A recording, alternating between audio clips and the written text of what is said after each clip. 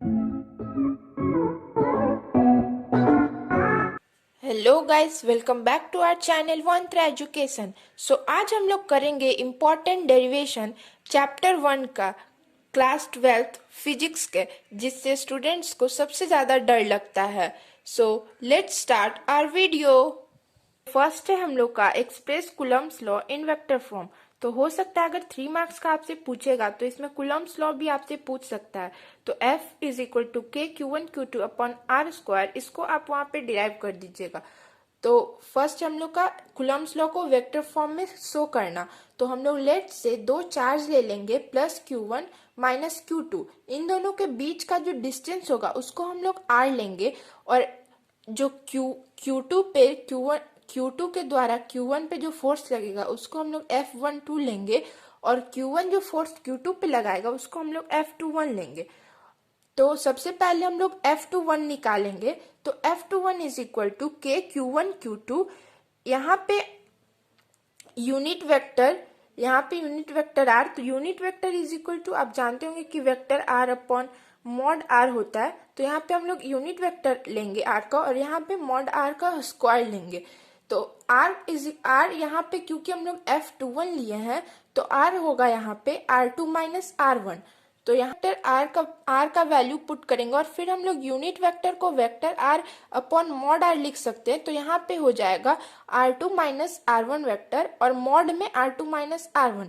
तो यहाँ पे भी R का वैल्यू सेम पुट होगा। तो उसके बाद वहां पे पावर 2 प्लस पावर 1 करेंगे, तो R2 माइनस R1 मॉड का क्यूब हो जाएगा, और तो हमारा F21 का वैल्यू आ जाएगा। अब हम लोग निकालेंगे F12। अब हम लोग निकालेंगे F12 फोर्स। तो वो सिमिलर होगा जैसे हम लोग F21 निकाले थे वैसे, बस डायरेक्शन अपोजिट है। तो यहाँ पे जैसे R2 माइनस R1 था, यहाँ पे R1 माइनस R2 हो जाएगा। अगर आपको 2 मार्क्स में ये डिराइवेशन आता है तो आप सिमिलरली करके लिख सकते हैं, बट अगर 3 मार्क्स में आए तो आपको ये भी प्रोसेस शो करना पड़ेगा। और फिर लास्ट में आप ये देखेंगे कि F21 जो है वो F12 के इक्वल है, बस डायरेक्शन अपोजिट है, जिसके कारण वहां पे नेगेटिव साइन लग जाएगा। सो सेकेंड है हम लोग का derive an expression for the electric field at any point on the axial line of an electric dipole. मतलब आप लोग को इलेक्ट्रिक फील्ड निकालना है एक्सियल पोजीशन पे। ये बहुत बहुत ज्यादा इम्पोर्टेंट है, और ये प्रीवियस ईयर में भी आ चुका है ये क्वेश्चन। सो इसको बहुत ध्यान से समझिएगा। डाइपोल क्या होता है? अगर कोई भी दो इक्वल एंड अपोजिट चार्ज है, जिसको हम लोग L डिस्टेंस सेपरेट किए हैं 12 के डिस्टेंस से, तो वो डाइपोल होता है। लेट्स से यहाँ पे कोई माइनस क्यू चार्ज है एंड प्लस क्यू चार्ज है। अब इसके वजह से जो इलेक्ट्रिक फील्ड है, और यहाँ पे हम लोग कोई पॉइंट P मान लेंगे जिसपे हम लोग को इलेक्ट्रिक फील्ड निकालना है। तो यहाँ पे माइनस क्यू की वजह से भी कुछ इलेक्ट्रिक फील्ड होगा जो उसके तरफ आएगा, और जो प्लस क्यू की वजह से इलेक्ट्रिक फील्ड होगा वो उससे अवे होगा, मतलब उस तरफ होगा, मतलब दोनों का अपोजिट साइन होगा। अब जो E2 होगा उसका वैल्यू बड़ा होगा यहाँ पे।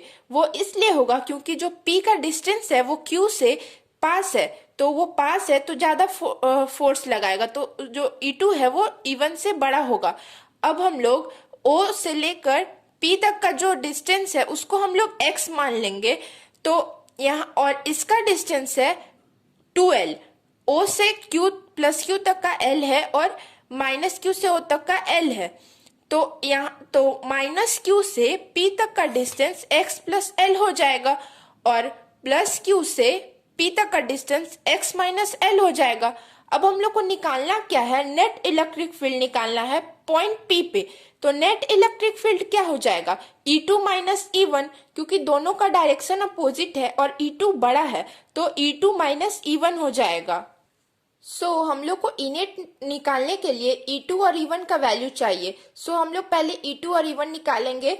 तो पॉजिटिव चार्ज के कारण E2 लग रहा था, और नेगेटिव के कारण जो इलेक्ट्रिक फील्ड था वो E1 था। तो E2 is equal to KQ upon x minus L का होल स्क्वायर हो जाएगा, क्योंकि यहाँ पे R का वैल्यू x माइनस L था, और नेगेटिव चार्ज की वजह से जो E1 है वो के q upon X plus L का होल स्क्वायर हो जाएगा, क्योंकि यहाँ पे R का वैल्यू एक्स प्लस एल था। अब E नेट जो था वो E2 माइनस E1 था, क्योंकि E2 बड़ा है और दोनों का जो डायरेक्शन है वो अपोजिट है, तो यहाँ पे E2 माइनस E1 हो जाएगा। तो के q upon x minus L का होल स्क्वायर माइनस के क्यू एक्स प्लस एल का होल स्क्वायर हो जाएगा। अब यहाँ से आपको सिंपल मैथ्स लगाना है। के क्यू को हम लोग कॉमन ले लेंगे तो बचेगा 1 बाई एक्स माइनस 1 का whole square minus 1 upon X plus L का होल स्क्वायर। अब ब्रैकेट को सॉल्व करेंगे तो एक्स प्लस एल का होल स्क्वायर ऊपर जाएगा माइनस एक्स माइनस एल का होल स्क्वायर। तो उसमें हम लोग a प्लस बी का होल स्क्वायर का फॉर्मूला लगाएंगे और x माइनस एल को हम लोग a माइनस बी का होल स्क्वायर के फॉर्मूला से ब्रेक करेंगे और नीचे a square minus a minus B का होल स्क्वायर का फॉर्मूला यूज होगा और डिनोमिनेटर में a plus B into A minus B वाला फॉर्मूला यूज होगा। तो ये हो जाएगा X square minus L square का होल स्क्वायर। उसके बाद जब हम लोग उसको सॉल्व करेंगे तो यहाँ पे हम लोग आ जाएगा के Q into 4xl upon x square minus L square का होल स्क्वायर। अब यहाँ पे आपको डाइपोल में निकालना है, तो डाइपोल मोमेंट का फॉर्मूला होता है P is equal to Q into 2L। तो 4 को हम लोग 2 इंटू 2 लिख सकते हैं। तो यहाँ पे के क्यू इंटू 2 इंटू XL। तो यहाँ पे आप देख सकते हैं कि Q भी है हमारे पास, 2 भी है और L भी है। तो यहाँ पे हम लोग P को पुट कर देंगे। जो फाइनल रिजल्ट है E नेट जो वो आ जाएगा 2kpx upon x square minus L square का होल स्क्वायर। ये फाइनल रिजल्ट है। अब तो हो सकता है वो आपसे पूछ दे आइडल डाइपोल का वैल्यू। तो आइडल डाइपोल मतलब एक्चुअल में जो दो चार्ज के बीच का डिस्टेंस होता है वो वेरी वेरी स्मॉल होता है, मतलब जो L का वैल्यू है वो X से बहुत छोटा होगा। जैसे कि पॉइंट जो है वो बहुत दूर रखा हुआ है तो X का वैल्यू बड़ा होगा। तो यहाँ पे L जो है वो टेंस टू 0 हम लोग कर मतलब L इज इक्वल टू 0 हो ले सकते हम लोग अप्रोक्सीमेटली। तो यहाँ पे X का वैल्यू क्या हो जाएगा, L वहां पे आप 0 पुट कीजिए तो X का वैल्यू जो है वो 4 हो जाएगा और ऊपर भी एक x है तो वो x से x कटेगा तो x का वैल्यू 3 हो जाएगा। तो यहाँ पे final value E is equal to 2kp x का क्यूब हो जाएगा।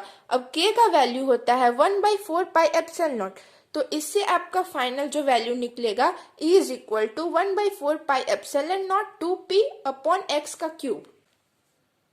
नेक्स्ट है हम लोग का derive an expression for electric field at a point on the equatorial line of an electric dipole. कई बार यहाँ पे इक्वेटोरियल की जगह बाइसेक्टर भी दे देता है और दोनों सेम ही होता है। और ये वाला डेरिवेशन भी बहुत ज्यादा इंपॉर्टेंट है, बोर्ड एग्जाम में ये क्वेश्चन आ चुका है। और इस चैप्टर से अगर आप सोचेंगे कि क्वेश्चन ज्यादा आता है या फिर डेरिवेशन, तो डेरिवेशन इस चैप्टर से ज्यादा इंपॉर्टेंट है। यहाँ पे हम लोग एक माइनस क्यू चार्ज लेंगे एंड प्लस क्यू चार्ज लेंगे और बाइसेक्टर या इक्वेटोरियल पोजीशन मतलब यहाँ से जो परपेंडिकुलर है मतलब सीधा, मतलब इन दोनों के बीच में और सीधा मतलब परपेंडिकुलर, तो ये पॉइंट P हो गया। और यहाँ पॉइंट P से माइनस क्यू तक जो डिस्टेंस है उसको हम लोग R ले लिए और इन दोनों के बीच का भी डिस्टेंस R होगा, दोनों के बीच का डिस्टेंस सेम होगा। और P से यहाँ तक का डिस्टेंस हम लोग X ले लिए।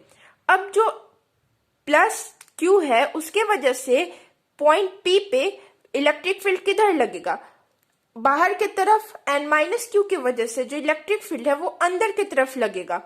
तो जो नेट इलेक्ट्रिक फील्ड है वो इन दोनों के बीच में होगा और यहाँ पे दो एंगल बन गया तो दोनों एंगल जो है वो इक्वल बनेगा, तो दोनों को हम लोग थीटा बोल दिए।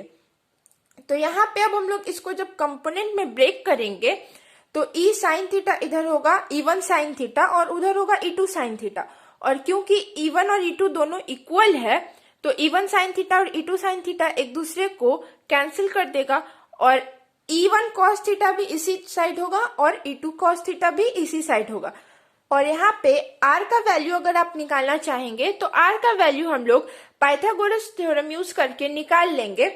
तो पाइथागोरस थ्योरम जब हम लोग यूज करेंगे तो R इज इक्वल टू आ जाएगा root under x square plus L square. अब आप यहाँ पे एग्जाम में ऐसे लिखेंगे, let P be a point on the equatorial line at distance r from center of dipole। तो मैंने आपको बताया कि r का वैल्यू यहाँ पे हम लोग पाइथागोरस थ्योरम यूज करके निकालेंगे, तो r is equal to root under x square plus L square हो जाएगा। और E1 और E2 दोनों इक्वल है, तो E1 और E2 इज इक्वल टू हम लोग E ले लेते हैं। तो प्लस क्यू और माइनस क्यू की वजह से कितना इलेक्ट्रिक फील्ड होगा, तो E1 is equal to k q upon, अब R का वैल्यू हम लोग निकाल चुके हैं x root under x square plus L square, तो R square is equal to x square plus L square हो जाएगा। तो यहाँ पे E1 is equal to k q upon R square होगा, तो आर स्क्वायर का वैल्यू हम लोग पुट कर देंगे।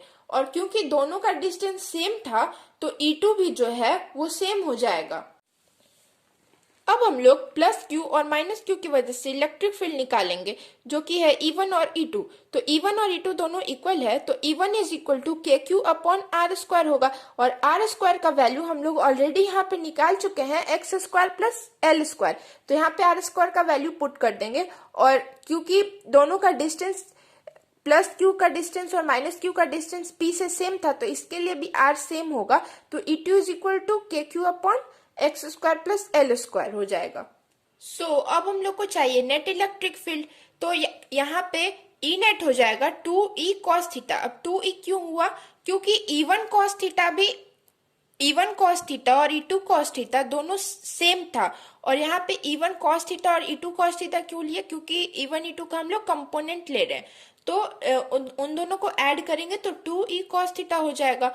अब यहाँ पे आप डायग्राम में जाके ट्रायंगल में चेक करेंगे तो कॉस थीटा का वैल्यू होता है बेस अपॉन हाइपोटेनस, तो बेस अपॉन हाइपोटेनस करेंगे तो L अपॉन आर आ जाएगा, तो 2E into L upon are हो जाएगा। अब R का वैल्यू जब आप लोग निकालेंगे तो root under x square plus L square हो जाएगा। तो यहाँ पे हम लोग 2E का वैल्यू पुट करेंगे और कॉस थीटा का वैल्यू यहाँ पे L अपॉन आर पुट करेंगे, और यहाँ पे L का वैल्यू R का वैल्यू यहाँ पे पुट करेंगे। अब यहाँ पे इसका जो पावर है वो कितना होता है 1/2, और यहाँ पे इसका पावर है 1। जब इन दोनों को ऐड करेंगे तो पावर हो जाएगा 3/2। मतलब ई नेट का जो हम लोग का वैल्यू है ई नेट वो आ गया के P upon x square plus L square 3/2। अब कुछ लोग सोच रहे होंगे कि यहाँ पे P कहाँ से आया, तो क्योंकि डाइपोल मोमेंट का फॉर्मूला होता है 2QL, तो यहाँ पे 2QL होता है, तो उसको हम लोग यहाँ से रिप्लेस कर देंगे। तो यहाँ पे देखिए 2 भी है, Q भी है, L भी है, तो हम लोग 2QL को P से रिप्लेस कर देंगे। सो हम लोग का जो नेट रिजल्ट है वो आ जाएगा KP upon x square plus L square का पावर 3/2। अब मैं आपको अभी बताई कि आइडियल डाइपोल के केस में L जो है वो बहुत बहुत छोटा होता है R से, तो यहाँ पे R को हम लोग मतलब L स्क्वायर को हम लोग 10⁻�0 ले लेंगे, मतलब L जो है वो अप्रोक्सीमेटली 0 के इक्वल होगा। तो यहाँ पे जो फाइनल वैल्यू है is equal to KP upon X का क्यूब हो जाएगा। तो K का वैल्यू जब हम लोग पुट करेंगे तो is equal to 4πε0 P upon x cube. अब कुछ लोगों ने ऑब्जर्व किया होगा कि ई एक्सियल का वैल्यू हम लोग का आया था 2KP अपॉन एक्स क्यूब, और ई इक्वेटोरियल का वैल्यू आया KP अपॉन एक्स क्यूब, मतलब कि ई एक्सियल जो है वो 2 इंटू ई इक्वेटोरियल है। सो ये रिजल्ट भी इम्पोर्टेंट है, आप अपने दिमाग में इसको सेट कर लीजिए। अब नेक्स्ट है deduce N expression for torque acting on a dipole of a dipole moment P in presence of uniform electric field. अब ये वाला जो है डेरिवेशन अभी तक हम लोगों ने जितना पढ़ा वो सब इम्पोर्टेंट है, बट ये उन सब से भी ज्यादा इम्पोर्टेंट है और ये बहुत ज्यादा बार पूछा गया है बोर्ड एग्जाम में। तो सबसे पहले यूनिफॉर्म इलेक्ट्रिक फील्ड क्या हुआ, मतलब कि जो इलेक्ट्रिक फील्ड है वो एक दूसरे के पैरेलल होगा, तो उसको हम लोग यूनिफॉर्म इलेक्ट्रिक फील्ड बोलते हैं। अब इलेक्ट्रिक फील्ड मस्त चल रहा था, उसके बीच में हम लोग डाइपोल रख दिए। डाइपोल क्या होता है, मतलब कोई प्लस चार्ज है और माइनस चार्ज है, दो इक्वल एंड अपोजिट चार्ज है, उसको हम लोग 2L मतलब किसी पॉइंट से O से उसको हम लोग 2L डिस्टेंस से सेपरेट कर दिए, तो उसको हम लोग डाइपोल बोलते हैं। तो यूनिफॉर्म इलेक्ट्रिक फील्ड के बीच में हम लोग डाइपोल को रख दिए हैं, तो उस पर जो टॉर्क एक्ट करेगा उसको हम लोग को फाइंड करना, उसके लिए हम लोग को एक्सप्रेशन निकालना है। सो यहाँ पे O से नेगेटिव चार्ज तक L डिस्टेंस हो जाएगा और O से पॉजिटिव चार्ज तक भी L डिस्टेंस हो जाएगा, क्योंकि दोनों के बीच इक्वल डिस्टेंस होता है। अब यहाँ पे जो एंगल बनेगा उसको हम लोग थीटा ले लेते हैं, और यहाँ से L साइन थीटा ये हो जाएगा और ये L साइन थीटा हो जाएगा। और यहाँ पे जो फोर्स लगेगा वो क्यू ई के इक्वल होगा, क्योंकि E is equal to F upon Q होता है। तो F इज इक्वल टू क्या हो जाएगा, क्यू ई हो जाएगा। तो दोनों इक्वल फोर्स लगा रहा है, तो इस प्लस चार्ज से भी क्यू ई लगेगा और माइनस चार्ज से भी जो फोर्स है वो क्यू ई लगेगा। जैसे कि यहाँ पे कोई यूनिफॉर्म इलेक्ट्रिक फील्ड था, जो अपना इलेक्ट्रिक फील्ड जा रहा था, और उसके बीच में हम लोग ऐसे टॉर्क रख दिए, तो एक फोर्स इधर भी लगेगा और फोर्स इधर भी लगेगा। तो ये जो डाइपोल है वो रोटेट करेगा, तो कुछ तो एंगल होगा, वही एंगल यहाँ पे थीटा है। और अब टॉर्क जनरेट हो रहा है, तो टॉर्क क्या होता है, फोर्स इंटू परपेंडिकुलर डिस्टेंस। तो फोर्स तो हम लोग को पता है, अब परपेंडिकुलर डिस्टेंस क्या होगा, तो परपेंडिकुलर डिस्टेंस इस तरफ होगा, मतलब 90 डिग्री पे होगा, तभी वो परपेंडिकुलर। तो यहाँ पे हम लोग को परपेंडिकुलर डिस्टेंस जो है वो L साइन थीटा आ गया। अब यहाँ पे ये L साइन थीटा कैसे हुआ, sine theta is equal to perpendicular upon hypotenuse होता है। तो यहाँ पे हाइपोटेनस हम लोग का L दिया हुआ है, तो यहाँ पे P is equal to L sine theta हो गया। तो उससे हम लोग का ये परपेंडिकुलर डिस्टेंस निकल जाएगा L sine theta. Now torque is equal to force into perpendicular distance. तो यहाँ पे D जो है वो परपेंडिकुलर डिस्टेंस है। अब क्योंकि यहाँ पे दो टॉर्क लग रहा है, तो जो नेट टॉर्क है वो टॉर्क 1 प्लस टॉर्क 2 हो जाएगा, और F दोनों में फोर्स इक्वल था तो और डिस्टेंस भी इक्वल था, तो F into D plus F into D, मतलब F का वैल्यू था QE और डिस्टेंस हम लोग निकाले थे L साइन थीटा। तो QE L sine theta plus QE L sine theta, तो 2QE L साइन थीटा हो जाएगा। अब हम लोग जानते हैं कि डाइपोल मोमेंट जो होता है वो Q इंटू 2L होता है। तो यहाँ पे आपको 2 भी दिख रहा है, Q भी दिख रहा है, L भी दिख रहा है, तो हम लोग उसके जगह P पुट कर देंगे। तो टॉर्क जो हो जाएगा वो टॉर्क हो जाएगा, torque is equal to PE sine theta. अब ये है स्केलर फॉर्म में। अब इसको हम लोग वेक्टर फॉर्म में करेंगे, तो अगर कोई दो वेक्टर है AB और AB साइन थीटा दिया है, तो उसको हम लोग वेक्टर फॉर्म में करेंगे, तो A क्रॉस B होता है, vector A cross vector B। तो यहाँ पे और डॉट वाले में AB कॉस थीटा होता है, तो डॉट लगता है।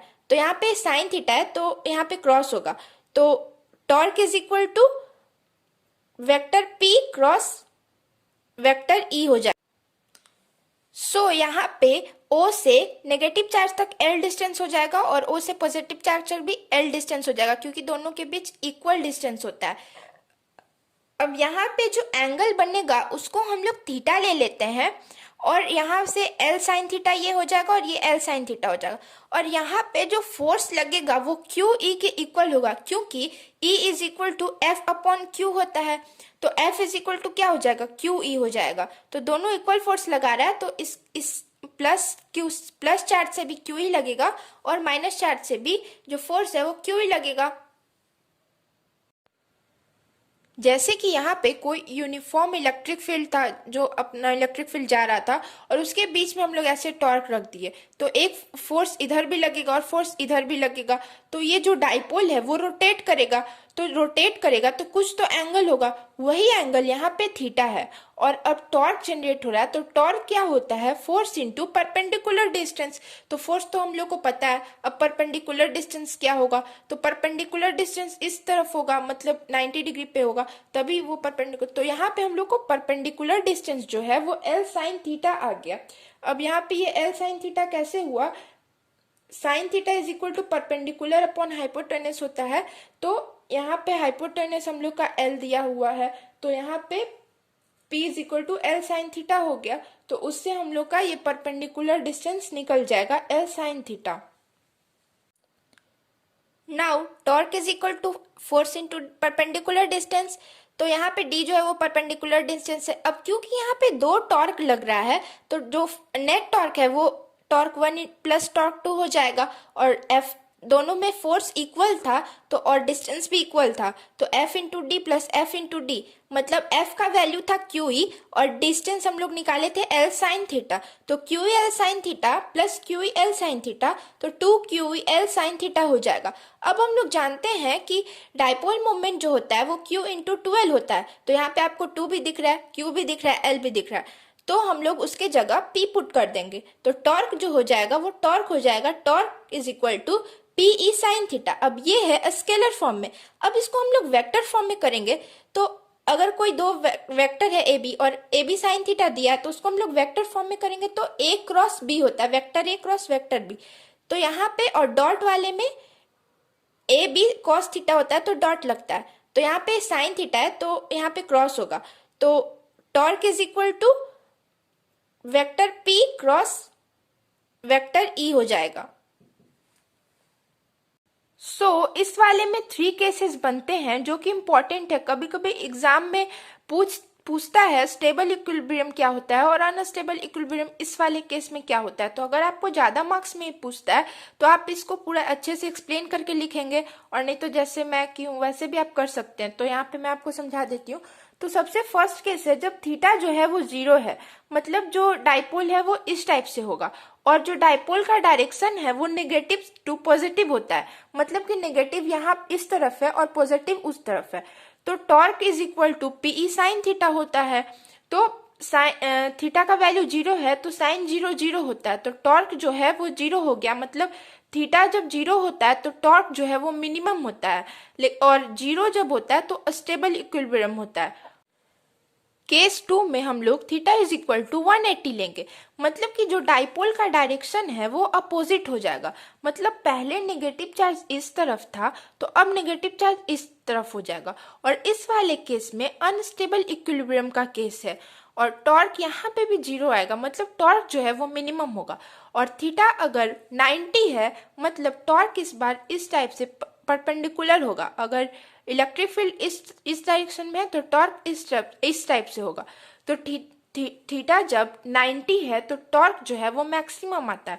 जैसे यहाँ पे आप theta is equal to PE sine theta लिए तो PE साइन 90, तो साइन 90 का वैल्यू 1 होता है तो torque is equal to PE हो जाएगा। तो आई होप कि आपको यहाँ तक सब क्लियर हो गया होगा और कोई भी डाउट नहीं होगा। अगर कुछ डाउट है तो आप कमेंट बॉक्स में हमें ज़रूर बताएं और अपना सजेशन ज़रूर दें, और अगर आपको ये वीडियो हेल्पफुल लगा हो तो प्लीज़ अपने फ्रेंड्स के साथ शेयर करें। आज के लिए बस इतना ही। इस चैप्टर के जो बाकी के डेरिवेशंस हैं वो हम लोग पार्ट 2 में करेंगे। तब तक के लिए bye, see you in the next video.